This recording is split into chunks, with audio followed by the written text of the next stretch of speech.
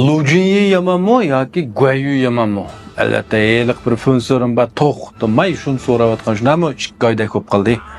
Endi javob bersam, taz 100 kilometrgandek turman. Shuning uchun bugun bu temani tayyorladim. To'g'ri, Subuyda nomli asardagi Xibeylik Bo'ltulpar Lujinyi bilan Ushbachalik haqida qissa nomli asardagi Guayuni bugun selishtirib baqilay.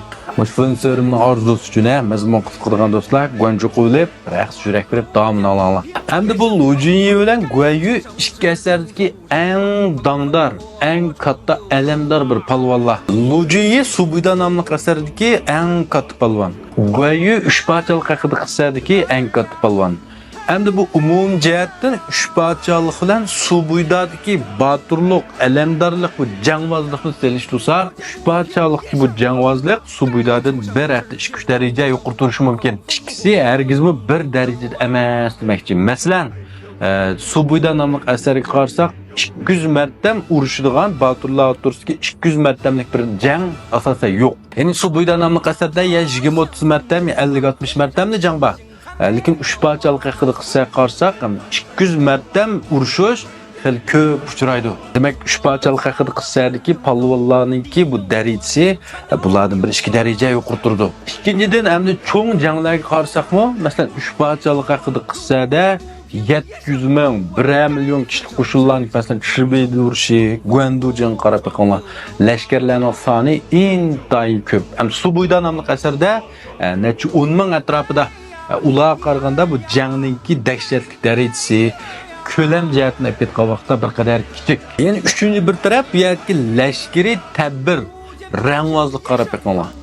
Bu jihatdan qarasak ham Subuydadagi o tadbir, o rangvozlik Ushbachalik haqida qissaga selishtirsak hech nima emas, shunami?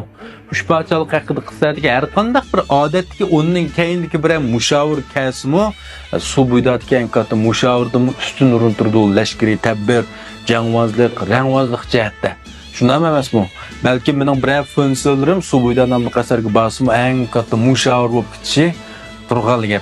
Demak, mana shu uchun jihatdan selishtirsak, Subuyda nomli asardagi bu baturlik, jangvozlik, rangvozlik Ushbachalik haqida qissada to'van turdi. Endi bevosita Lujinyi bilan Guayuni selishtirib baxsak, Lujinyining eng baturligini ko'rsatgan birinchi qitimliq namoyandasimi Shivingungni tirik tutqanligi, Shivingungni o'ltaganligi. Moshning bilan Lujinyining eng katta baturligi birinchi namoyon bo'lgan. Guayuning yosh vaqtida Wenjujang Huashong Mayso'g'icha Huashongni qatl qildi. Bu taraflari hargizm qilishmaydi. İkinci vaqt endi bu yerdagi Lujinyi Liangshan ko'li bilan Liaoguo o'rtasidagi jang bo'lgan vaqtning o'zida 4 baturlar urushib, birisini o'ldirib, ikkisini yaralantirib chekindirdi. Guayuchu 5 o'tkaldan o'tkicha 6 song'unning kallasini oldi. Bu vaqtda har bir o'tkalda bir quvuq sepilva. Uning keyindan bu yerdagi har bir quvuqdagi sarkardaning qo'lda kam bo'lganda 5-600 bo'lmasa 1-2 mingdan lashkari bor. Mojondaq ahvollardami 5 o'tkalda 6 song'unning kallasini ayota oldi. Demak, Guayu bu jihatda endi Lujinyidan ustun turdi.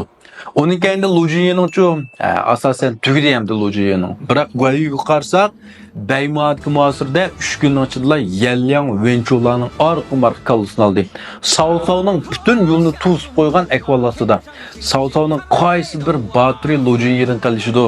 Mushtihatdan qarsaqmi Guayu yana ustunlikni egallaydi. Guayu keyin qayirgan, ya'ni Guayu jangning oxiri masalan Jingjun saqlagan vaqtida yashangan bir holatga kelgan. Uning o'q tegib yaralangan ahvolatidami Yujing Pangdolarni mag'lub qildi, Trifsbularning kallasini oldi. Bu jihatdami menimcha Guayu ustun ko'rinib turdi.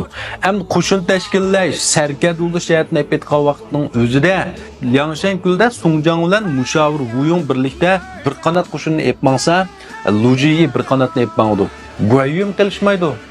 Guayu'mi o'xshashlar Liu Bei o'ng qanotni epmangsa, Guayu so'l qanotga boshib epmangdi.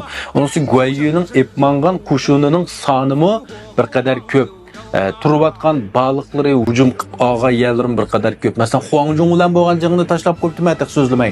Shunami? Demak, mayli har qanday bir tarafdan selishtirsak, bu yerda Guayu Lujinyidan ustun urinib turdi. Bir qanchasi ustun urinib turish mumkin hatto. Unisiga yana bir muhim bir tarafni qistirib o'tib ketsam, Liangshan kuldikilar kimga cho'qinadi?